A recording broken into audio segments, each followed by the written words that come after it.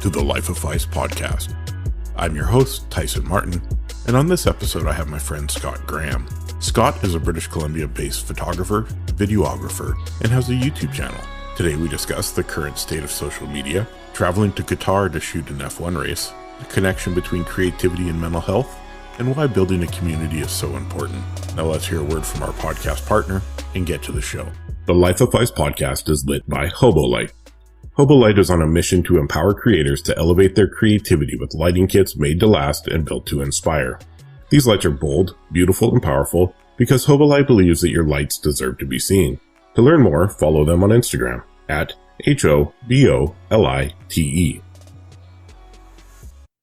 Hey, my name's Scott Graham, and I'm a Surrey, BC, Canada-based photographer. I'm originally from Edmonton, Alberta, and I love taking pictures of absolutely everything. That is true. I see street, I see hummingbirds. I don't mess around, man. That way I get to buy more gear, you know? Yeah. You also have a YouTube channel. I do. Yeah. And I love the reviews on it because I feel like you're kind of a no bullshit kind of guy. You're like, I like this, I don't like this, and I'm going to tell you why. Yeah, so. Generally speaking, I don't make negative reviews. If something sucks, I'll just probably not review it and just politely email whoever sent me the thing and be like, hey, this thing wasn't great. Sometimes it's worth talking about, you know? Yeah. Yeah. So how did you get into the whole review game? That's a weird story. It was actually pre-YouTube. So my first real camera in the digital era, I got as a gift. It was a Fujifilm X-A1, and I still have it. It's still one of my favorite cameras. And I shot it for a while, and then I thought I wanted to upgrade, so I bought, I think, an XT10. And then I noticed Fujifilm started to like some of my pictures on Instagram and stuff. So just kind of shot in the dark, sent them an email when the X Pro 2 came out, asking if they wanted to send me one to review. And they did. And wow. It was kind of, it was really bizarre. And still to this day, I have a non-compensated but very good relationship with Fujifilm. So yeah, they're a good company to deal with for a person like me. I've slowly started to get my foot in the door at Fuji. Yeah. You know, over the last few years. I can send you some names, you know? Please. I would love to. One, I'd like to get some people on from Fuji when the new stuff's coming out. And I would also love to review more of their medium format gear. Yeah. Which is it that you have? The 50R? I have the 50R, yeah. I took that camera with me to Disneyland in whatever year it came out. 2019, is that when it came out? Yeah. So I had a review unit that I took to Disneyland, and I carried that thing around like a point and shoot. It was amazing. It's such a good camera. I loved it. Yeah. Once you get over that the autofocus is slow, but you have to remember it's not meant for motion. It's meant for straight landscape on a tripod or portrait. Yeah. So I use it for everything. I use it for street. I struggled. I shot a birthday party, a 90th birthday where they were dancing, and I was shooting manual. So on the 90mm 1.25 from TT Artisan, and man, when you got the focus and you were able to capture the moment, it was incredible. And I was shooting all the way up to ISO 6400 on it, and they're still clean and tack sharp. On that big of a sensor, it's incredible that you can shoot 6400. I know the 100 megapixel sensors will do some absolutely crazy stuff ISO wise now, but for that camera, for when it came out, it's beautiful. I love that body too. I wish they would make another one that looked like that, you know. There's a rumor there's a 50 Mark II coming. Yeah, I hope so. 50R Mark II. I hope so. Give me that and give me a new X70 and I'll be a very happy boy. Yeah, we talked about that on, I can't remember what episode, but we did talk about possibly, the X80 coming out. Because the XF10 was a piece of crap. We also talked about our disappointment in battery choice for the new X106. Oh yeah, what the heck? They Yeah, I'm could have not made it sure. work with a bigger battery. Whatever. I I'm guess not an engineer. they keep saying it like the X100 is a pocket camera, but I don't know whose pockets it fits in. It's a big pocket. Yeah, it's a It's real a big coat pocket. pocket camera, not a pants pocket camera. Exactly. Yeah. I guess we met on Twitter back in the Yep. day. Yep. That's Rest in peace. yeah, it's no longer It's fun, no man. longer, and I am no longer there. Haven't been there for probably a year. I think it's been Yeah. since I deactivated my account. And if you want to talk about mental health on this podcast, delete your Twitter account. It's the best thing you'll ever do. There you go, man. Yeah. I don't know. I walked away from it. Like when Twitter was first out, it was great. I was just fresh out of a really bad marriage, and I met so many cool people just to shoot the shit with, and Yeah. it really helped my mental health from trying to figure out what I was going to do. So Yeah. the original part of Twitter was fantastic, but the way It really became, was. Yeah. that's how I met you. That's how I met your wife. Yeah. So many people, Stu, a lot of people are Yeah. coming on. One thing I've noticed about you, Scott, is you love to travel. I do.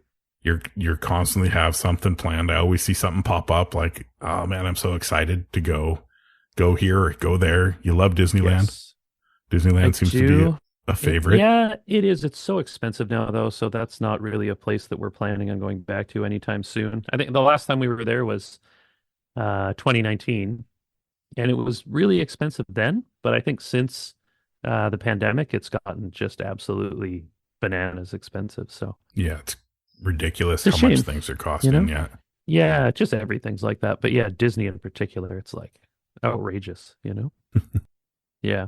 Always the best. All the places you love to go, just they price you right out of the ballpark. Yeah, yeah. Like I don't know, Wichita, Kansas is probably still pretty cheap. No, no Go chase offense some to any tornadoes. Kansasonians listening. I also noticed lately there's been an influx of F1 on your page. Yes. So I've been an F1 fan for years and years and years, since the early 90s, I would say. And I used to go to the Indy when it was here every year. I used to work at the Indy too, which was Rest a in lot of peace to the fun. Molson Yeah, Indy. rest in peace. Yeah. But I think, like a lot of current F1 fans, the Netflix series sort of reignited my passion for the sport. And I thought, well, I got all these cameras. I should probably see if there's a way that I can go and use them in an F1 race. So I actually started at two IndyCar events in Portland just to practice. And then I did a Formula E event there last year as well. And then, yeah, that all sort of culminated in a trip to the Middle East in October. We went to Qatar and spent a very, very quick trip in a very hot place and watched some race cars whip around in the desert. And it was a blast. It was an absolute blast. That is incredible. Yeah. Portland, was that at PIR? Yes. So I grew up in Portland. My dad used Yeah. to race their version of stock car at PIR back in the day. Yeah. It's a lot of memories. I haven't been there in years, but a lot of memories at the track. I'm sure it's changed drastically by now, but I don't know how drastically. I think you'd probably be surprised. Delta Park, that part of town is pretty rough these days, and it's the track still has like the original building kind of near the start finish straight. yeah, The bridge over to the infield still the same. I think maybe there's a few more grandstands along the straight on the front, but wow, boy, it hasn't changed that much. It really that's hasn't. funny. Yeah. I'll have to check it out next time I'm down. Yeah, well, funnily enough, you mentioned Stu. He's actually coming down there with me in August for the IndyCar race. I talked him into it because he's a big motorsports fan too. I don't know how he's going to photograph motorsports with a Q3 and an X100 6, but Right. we'll figure it out. He'll buy something for the trip just because. He might. What did you shoot your IndyCar stuff on? So last year, I shot it mostly on my XT30 with the 100 to 400, the XF 100 400, but also like the consumer level XC50 to 230, which is one of my favorite Fujifilm lenses of all time. It is such an underrated lens. It's all made of plastic. People overlook it to their own detriment. It is outstanding for motorsports, wildlife, even portraits. Like you can get amazing portraits with that thing because you can get a really good shallow depth of field with it zoomed way out. But then this year, I found locally an XH1 with really, really low shutter count numbers with a battery grip, and it's just in beautiful shape at a local camera shop in their used department. And they did me a bit of a deal on it. And that's what I took to Qatar, and it was fantastic because that's a nighttime race too. So, oh wow! And did you shoot that in the 100 to 400 as well? The 100 to 400 and the 50 to 230. Yeah. Nice. I love the XH1. I think that camera is one of the best. It's phenomenal. Yeah. I don't, it's one of those cameras where I don't see myself needing anything more than that for like a long time, you know? Yeah. Yeah. Well, the XT30, I mean, that was your go-to for years. Still is. It still is. I still love that camera. It's my, I'm not, this is sort of where I shoot my YouTube videos, but I have another spot where I do it also. And it's permanently on, it's my permanent YouTube studio camera. Sitting on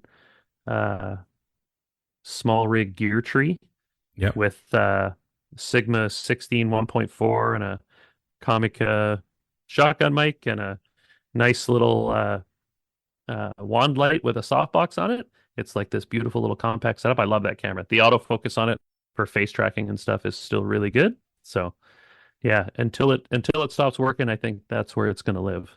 Perfect. I'm a big fan of the XT 10, 20, 30 series. Yeah, same here. I've had all three. This is the first time in a long time I haven't had one of them. One of them in my repertoire. I think people that have never shot with them don't realize how small they are. Yeah. They're so small. With a 27 mil is pretty much pocketable. Yeah. And it's smaller than an X100. It's smaller than an X100 for real. Yeah. It's such a great, oh man, I watched a YouTube video the other day where somebody made a video about that. I'm trying to remember who it was, but yeah, he basically said, don't buy an X106, just get an XT30 and the 27 mil. Yeah, not wrong. No, not at all. I went the other direction. I went to Ricoh as my everyday pocket camera. Yeah, I mean, that's made a real pocket camera. And the images are really, really good. Yeah. A little different file format to work with, but yeah. So far I've had a good time with it. Because of the podcast, I obviously haven't had a chance to shoot much in the last month. How have you found editing non-Fuji images after editing Fuji images forever? I have to remember going back to like Canon or Nikon files because I have such a process for Fuji to make it look like I want. Yeah. So the technique is way different. I can't just, through my preset I've created, I can't just send the file in with it because it's out to lunch. So I have to start with bringing up the white balance, correcting white balance, and then start going in piece by piece and picking what I need to work on. So my 5 or 10 minute edit is now like 20 minutes. Yeah. So, and the funny thing about that is that everybody says that like Lightroom has a hard time with Fuji files, like they're harder to work with because it's not, you should use Capture One or you should use whatever. I have some Canon mirrorless bodies, the old EFM mount cameras. I have a couple of M5s and an original M, and I find those files so hard to edit. There's nothing wrong with them. It's just that I'm so used to editing Fuji files now. I go to edit one of those and I get halfway through and I'm like, what am I doing? Like, where is this going? This looks horrible, but I know it's not the camera. It's all me, Yeah. Yeah. I'm hoping I can get it to a point where I like the initial over edit that I do, and then create a preset. So when I drop in the Ricoh files, that preset's on it already. Yeah. And then I can just fine tune it from there. Yeah. Not a fan of Capture One. Tried it. No, I tried it. It renders the file a little better, but I also find that I get lost. It's so different, and I'm spend more money more time looking for stuff than actually editing. I'm almost exclusively an iPad editor these days too.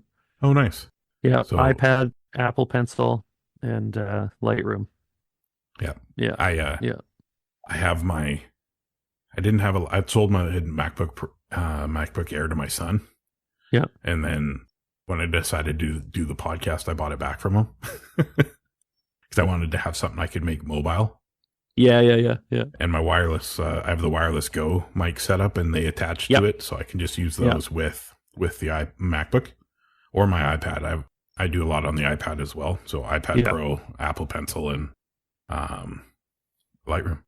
Yeah, it's a great workflow. It's very powerful. Yeah, the results are fantastic, especially for travel. Like, if I'm going somewhere and I want to edit. The only thing that I hate is because I shoot video as well.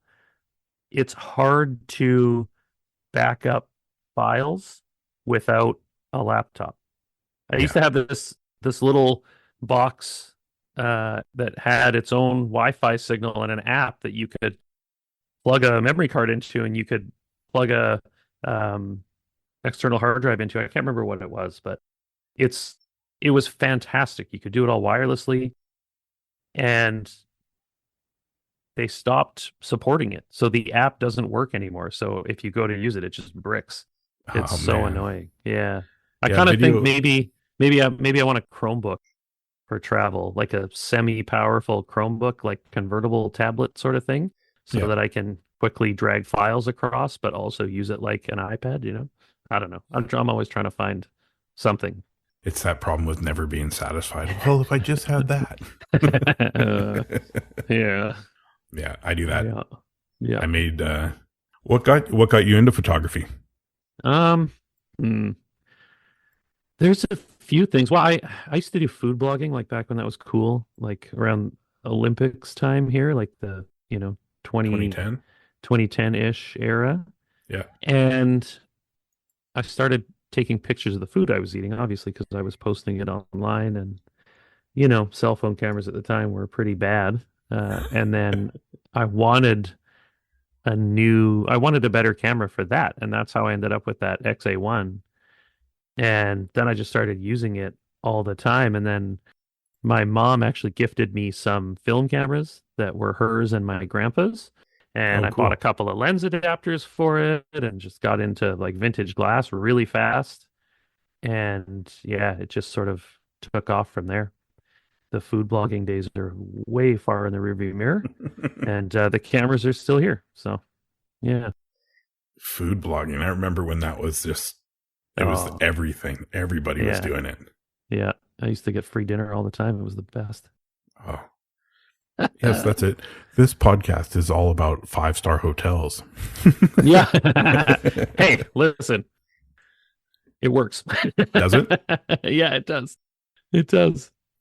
So, Scott, a big part of the Life of Phys is preaching positivity, building community, and mental health.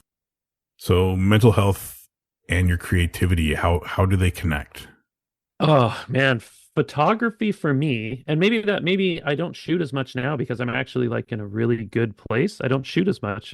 Like the last little bit, I just was talking to my partner about, I haven't really shot anything unless it's been like some big crazy thing that I've gone to, like going to the Middle East or whatever. But it's like very calming and centering, and really helps me kind of focus my energy in a positive way and on something that I care about, something that makes me feel good, and that, I hope that comes across to the people that see it and appreciate it, right? Like they're seeing like a little bit of me at the same time, But yeah, it's a huge part of my personal mental health is creativity and photography, and yeah. It's actually weird to think about, because you don't think about it in that way, but when you really do, you're like, yeah, no, this is super important to me, and it's a big part of who I am, and it's a big part of what keeps me going, When I don't have the creative aspect in my life, I feel like I have the walls kind of closing in on me. Yeah. And I've spent so many years trying not to be stuck in those revolving doors of, oh, this sucks, and what's going to bring me out? And for a long time, even up until 6 months ago, I always thought I was buying gear. Yeah. You know, I would buy a new lens. Oh yeah, I'm great. Everything's good right now. But in reality, all I did was create debt and stress because I'm stressed about the gear. So totally. I've made a commitment that what I have currently is what I'm going to have for the next year. Yeah. Minimum. That's a good place to be, man. Like people always say the gear doesn't matter, but it does. Like it does. But usually what you have is probably good enough. You know, if you have a half decent camera and a lens or two, you can make beautiful images. I know a lot of people who are really into Leicas.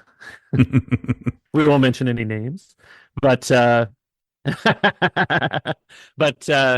you said it. I didn't say anything. But like for me,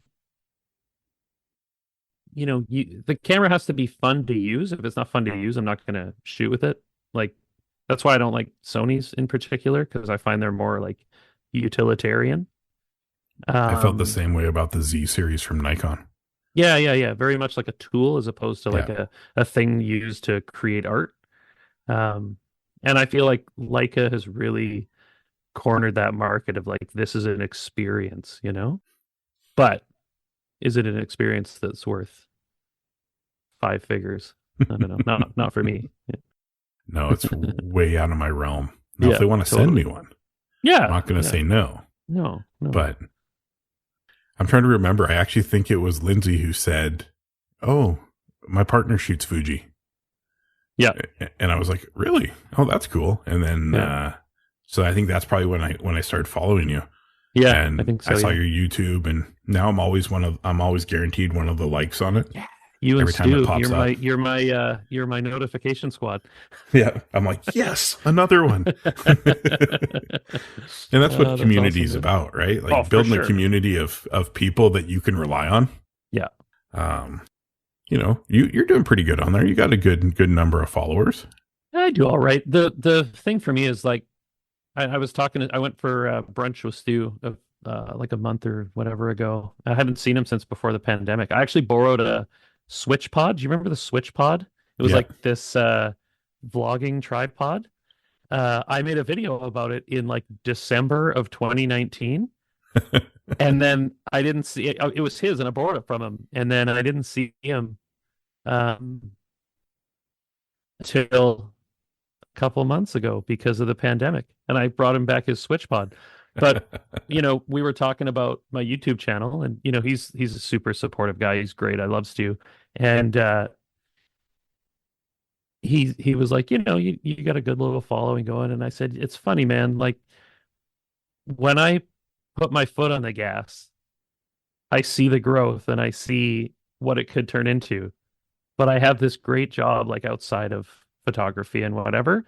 So I always just kind of pace myself and try not to get too into it and just do it for fun. So it doesn't turn into like this all consuming climb.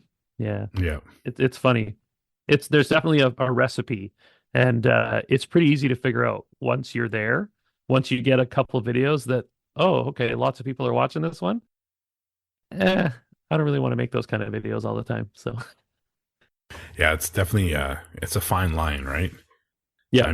I'm thinking, you know, I definitely want to start working for myself soon. Yep. I've done my time, I like to say. Yeah. You know, working a corporate job and then quitting to be a full-time dad and working 2 entry-level jobs just to try to make somewhat close to the same money. Yeah. Yeah. Thank you for talking about mental health. It's great, man. It's great. Do you want to know my little secret? Yeah. I'll watch my own videos like over and over and over. I love them. Do you? Oh yeah. I like your videos too. There's a few like the X71 I just did in Seattle.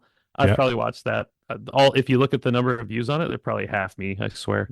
I don't know what it is about that particular video. I had so much fun making it, and yeah, it was made with just super budget gear, like an old GoPro and an X70, it is exactly what I wanted it to be, and I was so happy with the way it turned out, and I've watched it so many times.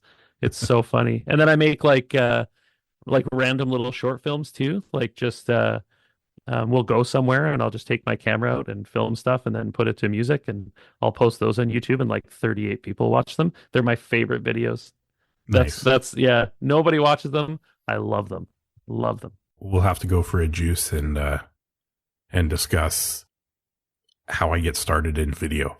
Yeah, you know what? Like, so we're sitting here and we're both on a screen. This is somewhere to start. Yeah. Do you know what I mean? Yeah.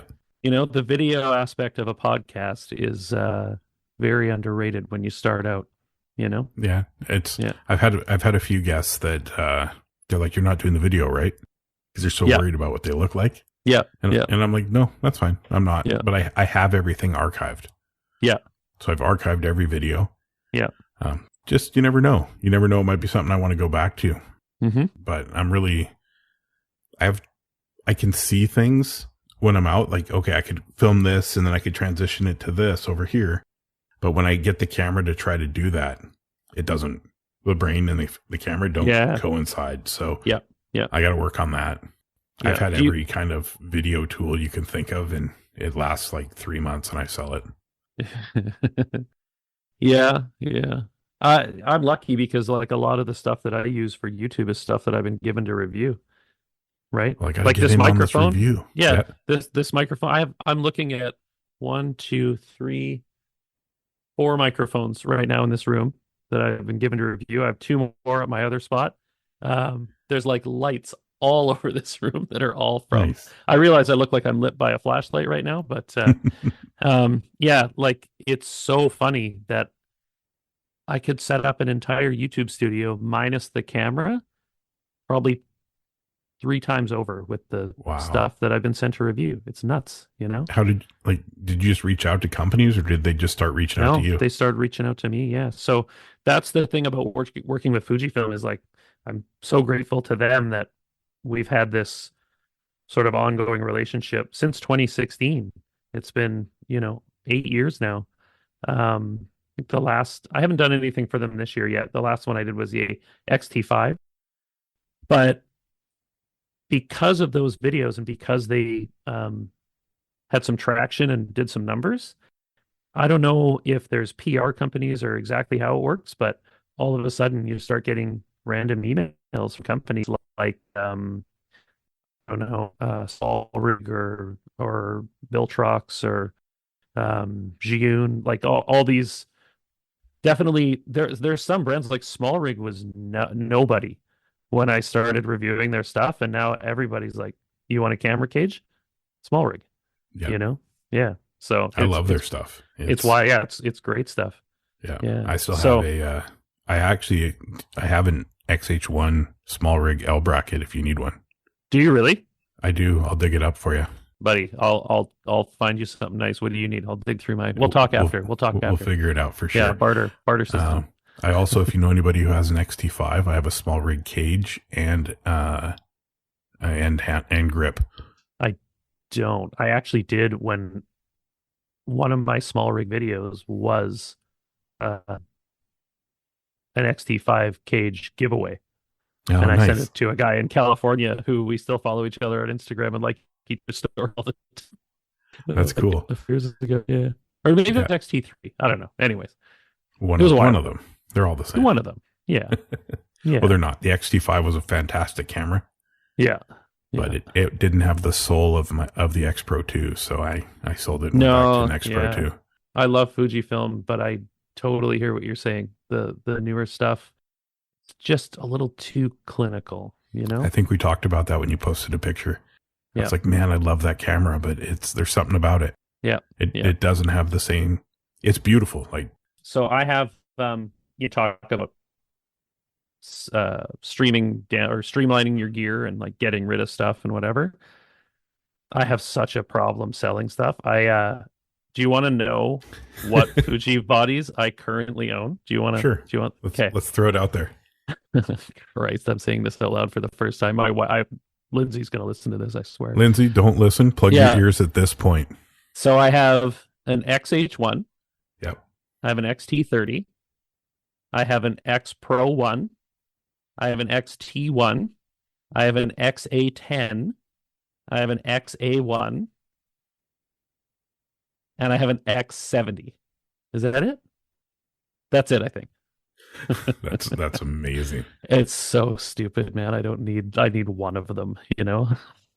No, you know what's good medium format glass that's not that expensive is Pentax 645 the non-autofocus lenses. They're phenomenal. I have a Pentax 645 with three lenses and some like macro extension tubes and stuff. I've only ever shot I think two or three rolls of film through the thing, but it's phenomenal. Yeah. Yeah. Yeah, no, that's definitely that or Mamiya 6.7. Mamiya glass, yeah. I found I think it was Cam McKay on YouTube. He was shooting the 50R with a Mamiya 80 mil. Yeah. And I found one and I had pulled the trigger on it, and then I started reading the company's reviews for delivering faulty product and dirty glass, so I canceled it really quick. Yeah. And that's when I ended up with the TT Artisan. Yeah. The 90 mil. Yeah. And even though the reviews were negative on that, and I understand why people gave it a negative review, but when you're trying to focus manually on an f1.25, which by the time it drops it down to whatever it does on a medium format, a 0.95 or whatever, yeah, your focal plane is so small. Oh, it's like the width of a hair, you know? Yeah, you have to be spot on. But with the focus peaking of the 50R, even in a dim lit room, I was able to nail these images that had character similar to the 35-1.4. Yeah, the best lens ever made. Yeah, I'm right there with you. We got a lot in common. Yeah. So I'd love to, go out and let's grab a bite or something. And I'd love to pick your brain on what I need to do to help excel and push this forward. Yeah. I'm loving doing it, man. Like I love talking to, I'm better. So I feel confident when I talk to people. So I also know being sober is super important for you, Scott. Yes, sir. Do you want to talk about your journey to become sober and what you've been able to achieve since you became sober? Oh man, yeah. So it was 8 years on January 2nd. So 8 and a bit years of being alcohol free.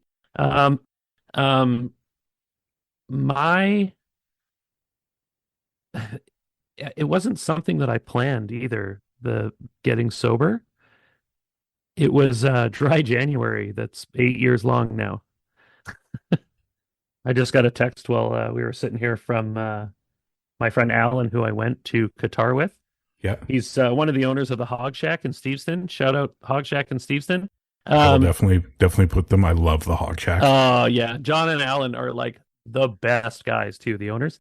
Nice. He needs to borrow my 27 mil 2.8. Great lens. Yeah, great lens. Another it's the original one too. Yeah. Nice. Yeah. Very similar to the TT Artisan I found.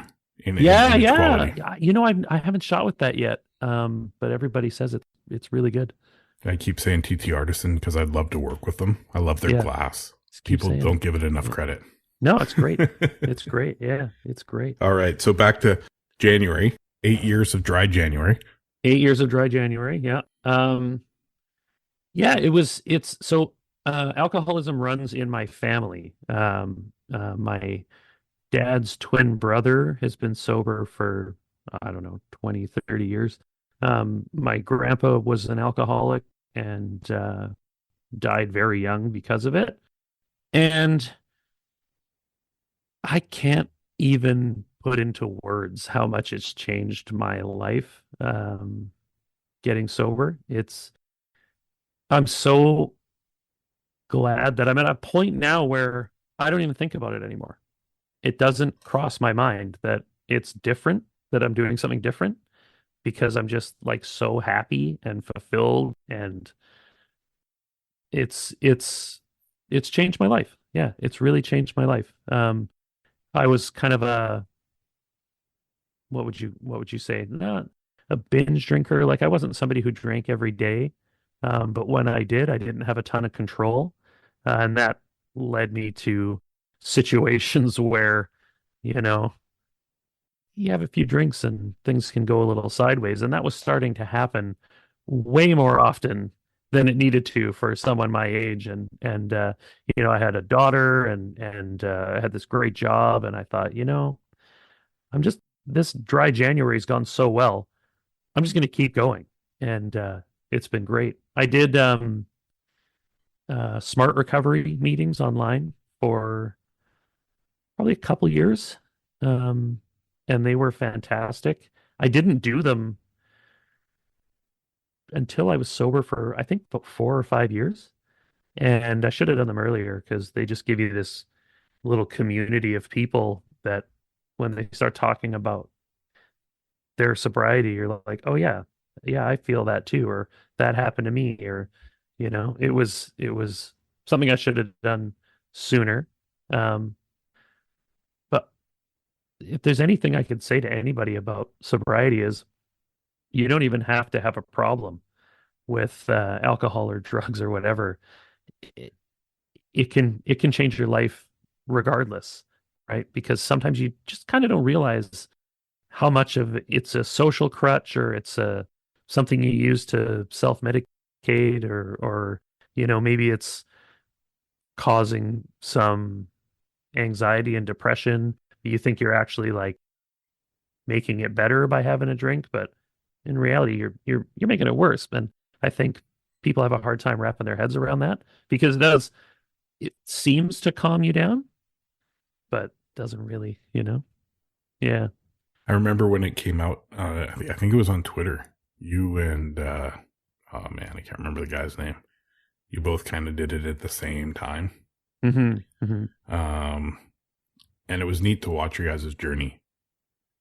Yeah, yeah. I'm not gonna talk too much about that. There was a bit of a uh, falling out with the team there, Yeah. unfortunately. But yeah, those early years, there was definitely um, a very parallel course happening, and yeah, it just goes to show that you can be kind of any kind of person, and sobriety will be for the better, you know? Yeah. That's good. That's all I'll say about that Yeah. chapter, I Spicy. remember, I remember watching things not be nice. I think a few I people wasn't, do. Yeah. I wasn't implying that I wanted to hear about it, but it was No, neat no. to see No it worries. when it started that you guys were there was a group that was working together to achieve something. Yeah, for sure. And the funny thing was like I was on this podcast with similarly sober people, and we were actually the numbers we were doing on that podcast were stupid. Like for the amount of effort we were putting in and whatever, because 8 years ago, sobriety it's very much more normal now, where it's almost like it's cool to be sober. Yeah. But 8 years ago, I don't know if it was as cool, you know? But now, like, you can buy non-alcoholic beer and non-alcoholic spirits and wine like everywhere, and it's actually good. Um, the sober communities are gigantic. There's sober events, there's sober this, there's sober that. Back then there wasn't. So I think we were sort of like at the start of that wave. Um, and then I'd curious to see where we'd be if we kind of stuck with it. That's one thing I always think about. But I think it's fantastic that, that you've stuck with it. It looks like you took up running as well as, yeah. One addiction for another, man, I think you're a madman I am for the crazy. amount that I see you run. I am 6 feet tall and I weigh 240 pounds. And I run like I don't have those numbers weighing down on my feet, but I love it. And I never thought in a million years that I'd be somebody who ran or enjoyed running. But it's, I joke that, you replace one addiction with another, but it's really true, right? Like, It is. so if you can sort of fill that, um, that spot in your psyche with something positive. Not hurting me. It hurts my knees a little bit. Yeah, other than that.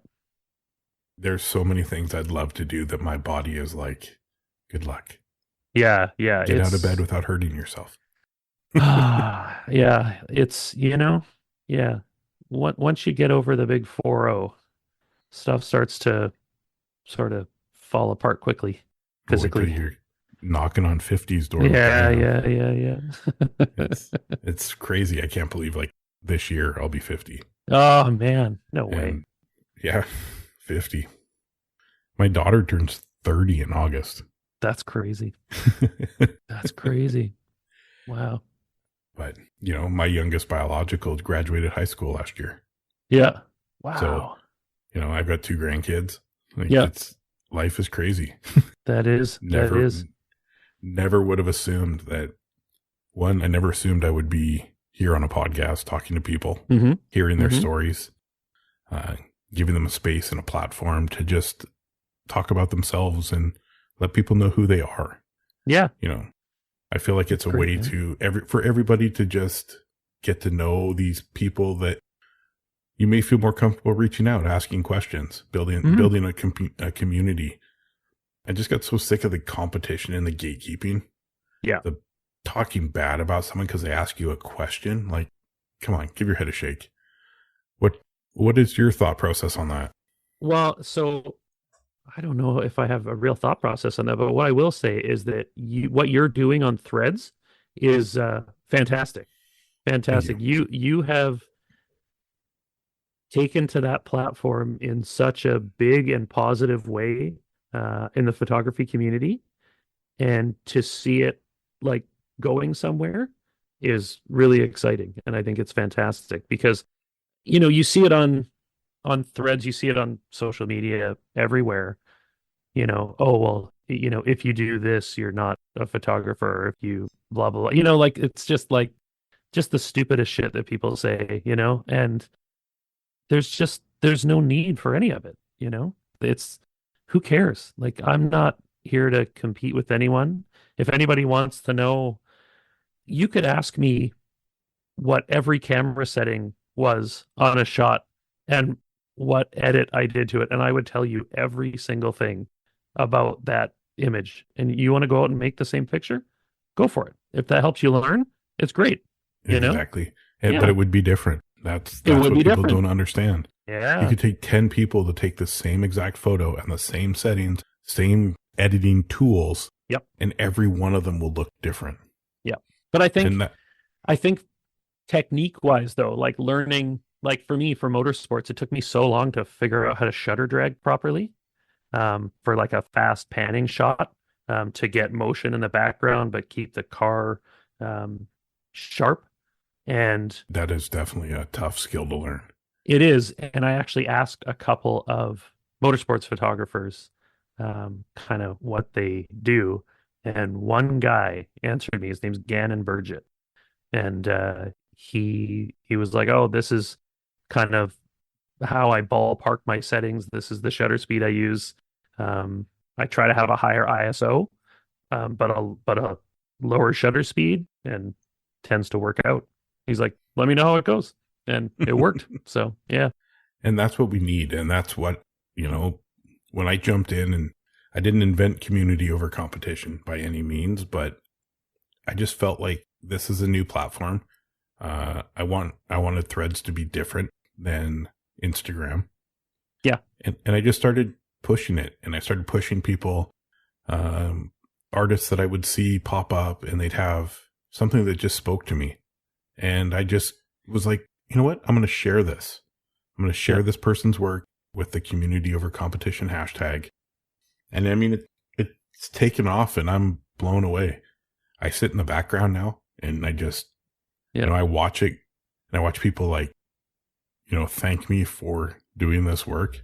Mm-hmm. But in reality, it's not all me. I have Mike of Legend on Threads. Yeah. Who's a big supporter of it. His partner, Roxana, she was episode 2. Yeah. She's a big supporter. Bettina LaPlante, mm-hmm. absolutely incredible portrait photographer. She shoots unit stills.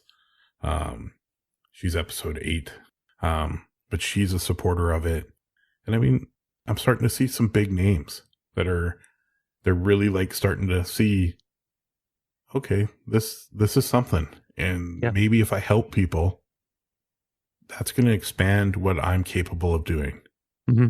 You know, I had a lot of no's for, you know, my bulk email out to people trying to get them on the show.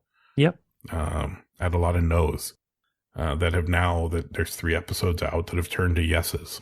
They ask me when they have time to come on. Mm-hmm. You know, I told you about the big one that's coming up, but I'm not letting anybody know yet. You know, and then I even like someone like Taki Kao, Big Head Taco. You know, I reached out to him and he's like, dude, I'm busy for the next 3 weeks, 4 weeks, but man, I'll come on. I had 0 episodes at that point. I've never met Take, but I'm a big fan also. I think I love his YouTube videos. They're so long and nerdy and detailed. I absolutely love that, you know? Yeah. And it's crazy that I've never run into him because he is Vancouver local. Like, and I'm downtown and around kind of Chinatown quite often for my job. And I've never run into him either. Yeah, it's kind of funny. Yeah. So the plan for me is I have a pending project that is going to hopefully go North America wide. There's a company called they make very small cameras. They have no screen. They internally hold up to 130 photos. I've seen them. Yeah. So I've reached out to them. Haven't got a response yet, but I think when they start hearing some of the people that I have talking about my project, I've asked them for 30 cameras. Yeah. So my plan is, because I'm an Indigenous man and I'm connected with Brandon Gabriel, who's a incredible artist from Kwantlen First Nation. Yeah. We're going to work together to get these 30 cameras into the hands of 30 youth in the community and have them shoot photos for 30 days. And then they're going to send the cameras to me. I'm going to contact sheet their images. And then Jonathan Pitzwally and I are going to offer advice, not critiquing, but give them, you know, we have a responsibility to the youth to let them know, yeah, you're onto something, you know, and hopefully give another way to capture moments and positive reinforcement that will give them an opportunity to grow. Yeah. There's so many beautiful moments that nobody sees that happens in their communities. Yeah. You know, just think when the fish season is, they're cleaning fish right on the river. Yeah. And just capturing images of the hands with the fish as they're opening. Like, there's just so many possibilities. Yeah. So that's my goal, is to make it so I can start, you know, I can call a company like Camp Snap or whoever wants to help me out and go, hey, I need 30 cameras sent here. Mm-hmm. Right. And then they, you know, once we get 120 cameras out in the wild and they all come back, I just clean them up and send them back out. Yeah. With different Indigenous communities around North America, and just start seeing the amazingness that these kids can produce. Yeah. And just giving them an opportunity to have a camera, learn about composition, learn about all these different things. So that's something that's I'm really trying to push currently. That's pretty cool. That's you know, if you get youth involved in something like photography, something that's artistic, something that can sort of grow with them as they get older too, it gives them such a positive outlet, as opposed to like a lot of other things that kids get into. So yeah, it's definitely, I love that, man. I think that's so cool. But I want to learn all of my cultures, but I also want to learn how to help the communities and help people see there's a lot more to an Indigenous community than the stereotypes people put out. Yeah, for sure. I rambled. For sure. Sorry. I think that's great, man. I think that's fantastic. There's definitely a disconnect these days between people and community, you know? Indigenous, non-Indigenous, there's the sense of community everywhere is just sort of broken, you know? So nobody talks to their neighbors, nobody, you know, kind of sad, you know? It is. Yeah. When I lived in my townhouse, I knew I may not have known them personally, but I knew the cars that were supposed to be there. And it always made people weird. And they're like, how do you know that? And I'm like, because this is my community. Yeah, yeah, yeah. It's my responsibility to make sure that, that everybody who's here is here for a reason. Yeah. Right. Yeah. And Yeah. just a safety factor. Yeah, that's a big part of it too. Yeah. So do you have any more projects that you're working on? You're going to do more F1 this year? You're going to... I might. So Yeah. we're going to Europe in July. We're going to the Netherlands, and nice. Lindsay and my daughter are going to the Taylor Swift concert in Amsterdam. And I never would have expected that. yeah, anybody who knows my wife is not surprised. You know what? I have to give Taylor Swift a ton of credit. It's not my type of music, but man, no. She's super talented. Yeah. And she is a businesswoman to the core. You gotta respect it. You gotta respect it. Yeah. You can't knock the hustle. No, you can't. Or the talent. Like it's real, man. But yeah, so we're doing that, and we're gonna spend like a few days in Amsterdam and a few days in The Hague and a few days in Utrecht. And yeah, I'm sure I'll be doing something while I'm there because I'm not going to the show. So I'll have at least one night to myself just to sort of cruise around Amsterdam and maybe make one of my little short films that nobody watches, which I love. And then that's not true. I can tell you someone who watches them. Who? No, I'm just kidding. That's me. Yeah, and then Stu and I are going to go to Portland in August for the IndyCar race, and then I might go back to Qatar at the end of the year for the F1 again, because this is the crazy thing about Qatar, okay? If I want to go to an F1 race in North America, I think the cheapest one is Montreal. If I want to fly to Montreal, get a hotel, get tickets to the race with like a half decent seat, I'm looking at like probably $7 or $8 for 5 or 6 days. I can do the same thing flying to Qatar, staying in a 5-star beachfront hotel, and going to an F1 race for like $3. It's crazy. That's insane. Yeah, the tickets to the race are really cheap, and the hotels are also really cheap. And it blew me away how Western Doha is because they had the World Cup there. Yeah. Like I had Shake Shack one day for dinner. They have Tim Hortons in the mall. They have it's so bizarre. It's so bizarre. Their subway system is one of the most immaculate subway systems I've ever seen in my life. It was glorious. Nice. Yeah. How long were you there for? Like 6 days or something. It was just a real fly in, fly out, take pictures sort of trip. Like that's the kind of trips I do with a couple of buddies that randomly will be like, do you want to go do this crazy trip? And it's real fast and we get bad jet lag, and I love it. Yeah. So you have a ton of fun. Yeah, we have a ton of fun, and I'll sleep when I get home. It's kind of the way to do it, right? Yeah. You don't get stuck in this, well, I'm going to go to the local one that's going to cost me 3 times as much because I don't get. But that's an experience. Like going to Qatar, like really? Yeah. Like that would like be. Who would ever be like, I went to Qatar? It still blows my mind. Yeah. When people are like, F1 race. Yeah, people are like, you went to where? I'm like, yeah.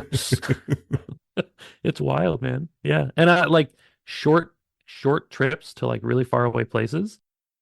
I love doing. I did Ireland once for 3 nights. I flew to Dublin for 3 nights and came home. Wow. And it was hilarious because I was just a zombie the whole time I was there. And I loved it. You get to see somewhere new, and it doesn't cost you a ton of money, and you don't have to take a ton of time off work. It's great. No, you just have to be okay with jet lag, Yeah. You have to be okay with trying to function like a normal human being. It's tough. That's hard on the best of days. So yeah. That is true. Yeah, I'll let you know. Or even like one live from Portland, Yeah. Yeah. That'd be good too. Me, you, and Stu. Yeah, that'd be awesome. Yeah. I can't wait to Yeah. have Stu on. Yeah, Stu's the best, man. We Stu, if keep. you're listening, I love you, pal. How did you get your credentials to be able to shoot? So that one was no credentials. That's all just from the stands. Really? Yeah. But Wow. Portland and Formula E, I am accredited for, but I find I Okay. have more fun as a fan when I go. So I don't tend to use them. Um, I might, I was going to this year, but now that Stu's coming, I think I'll probably just go as a fan again because Yeah. Portland, like you've been to PR, there's the access there is unbelievable. And IndyCar's crazy because you can get pit passes where you can actually be in the pit lane, not just where the trailers are, but Yeah. like in the pit lane behind where they're putting tires on the cars, and then they're like doing a burnout in front of you and going out on the track, like you're 10 feet away from it. It's insane. Yeah. Yeah. That's super cool. It'd be neat to do a lot more like 35 or 50 mil focal length shooting from Yeah. in the pit. So I trying did. to capture moments. There is a few shots I did kind of like a vlog-ish kind of video from there. And some of the video I took in the pits is on the 3514 and the XH1, and it looks Nice. phenomenal. Yeah. Yeah. Like you have one, I know it's, they're just checking tire pressure. Yeah, the guy Right. with the Texas tattoo, The Texas checkered the flag. Texas checker flag tattoo. That's one of my favorite pictures I've ever taken. How do you know I like race cars? Yeah, right? Yeah. And I'm from Texas. And guess what lens that's with? 3514. 3514. There's just something about it, man. There's something the about it. When you character. see it, you know it. Yeah. That looks like a 3514. Yeah. But it would be neat to do like a series of just in pit like this. Like this is where Stu's like a Q3 will come in. Oh yeah, big time. Big time. Right? So you I even go said in that I can show you the text message where I said, "Can you even imagine you and a Leica Q3 in the pit lane?" I said that to him, and he's just like, "Oh man, yeah." But even like you've got these close-ups of the drivers. Yeah. The one with I don't know exactly who it is. I haven't followed motorsports in a while, but he's got his helmet on and his visor's up. Scott Dixon, 7-time champ. Nice. Scott Dixon. Yeah. But you can even see, like, you see the detail in the skin, in the helmet, and the pores of his nose. Yeah. I love that kind of stuff where it's just Yeah. close up. So you need to do, while the car's going by and panning and everything is awesome. Yeah. A whole series just with these up close. Yeah. Would be Those are my favorite to shoot. Like people, so I do sell some images to a couple of online motorsports publications, and some of them have been picked up by like the AP and stuff like that. Nice. But that's usually the car stuff. Some of my pictures from like Victory Circle and stuff got picked up last year, but the close-up shots I kind of don't sell, and I've been asked to sell them, and I'm like, no, those ones are just for me. I love those. I love them too much. They're mine, They're very personal. Yeah. Yeah.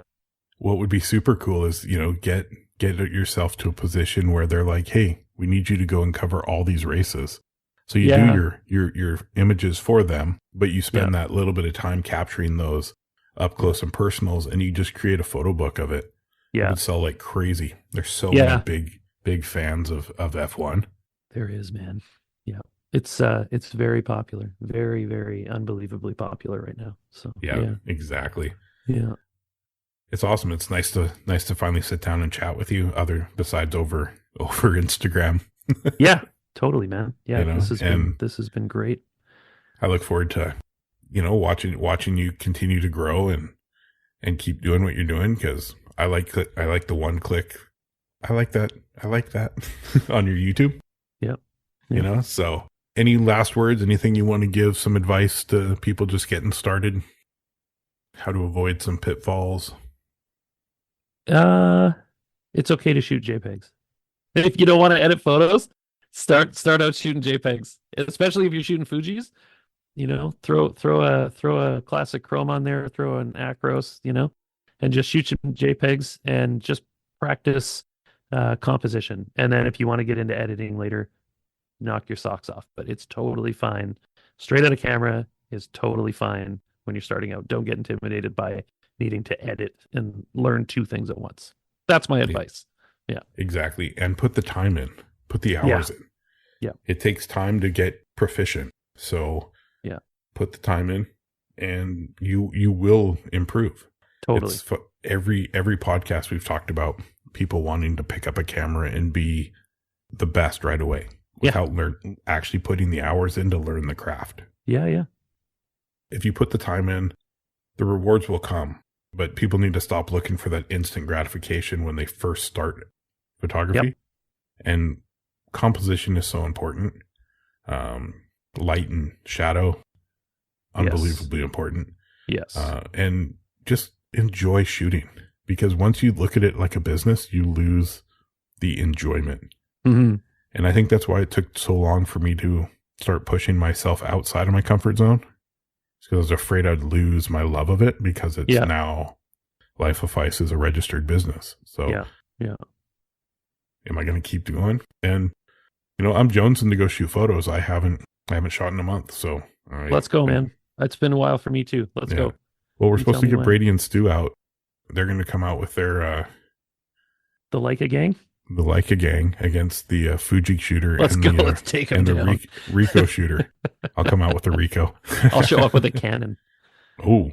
I'll just really mess with all of you guys. Everybody, I don't even know if we'd be able to shoot anymore. We'd be like, is that a Canon? Yeah, you'd be like, do they make those things still? You have to leave. Yeah. I like Canon. My 5D Mark IV that I had was, I have some of my best wildlife photos on that camera. Yeah. It was just such a powerhouse for the time. Unfortunately, it's just, they're so big. They're huge, yeah. And like my daughter just upgraded from the 5D Mark III to the R5. Ooh. Just a little upgrade. That's a big upgrade. Yeah. And well, she deserves it. Yeah.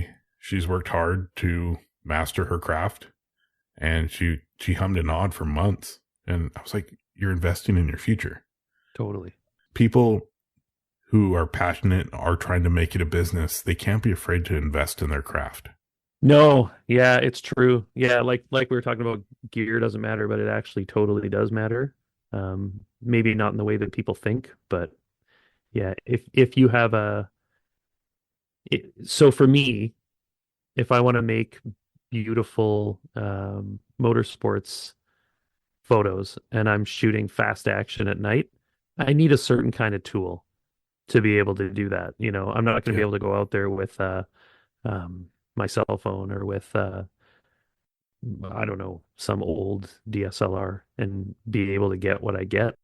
I'm sure I could make it work. Like I did some film photography in Portland at the IndyCar race in 2023 with a Nikon N80, and it was great, but it was just so much harder than shooting with a more modern camera with better autofocus and faster everything, Yeah. So, yeah. Technology really does make a difference.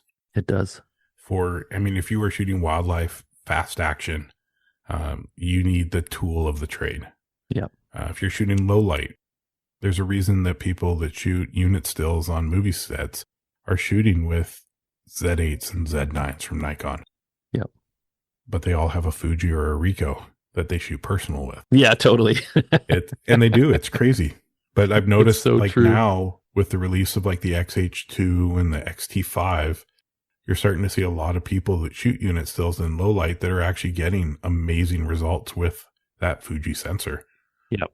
Yeah. And which is great because I'm a Fuji lover. I have a big light up sign that's going up in my office. So metal back. Oh, that's amazing. Backlit. And it's my brand. No matter how many times I've tried to leave, I always have a Fuji. Yeah. I love people's story and how they got to where they are, and no matter what you want to think about it, you have built a semi-successful YouTube, which people are going to be like, oh, that's super cool. Like, how did you do it? Right. So it's pretty cool. I don't really, it's funny. I don't really think about it that way much, but when you think about, just having this little YouTube channel where I get to like review stuff that people send me, and it's pretty wild when you really think about it, Yeah. I look forward to the help with some of the interesting pitfalls that are going to come up with this new endeavor. Because they will, man. Like I see this. I see great potential here. Thank you. So yeah, I think it's definitely worth having a conversation about kind of what to look out for and sort of the ins and outs of dealing with brands and stuff like that. Well, I appreciate the kind words on the podcast. I'm looking forward to getting your episode done and out. Community over competition, man. There it is right there.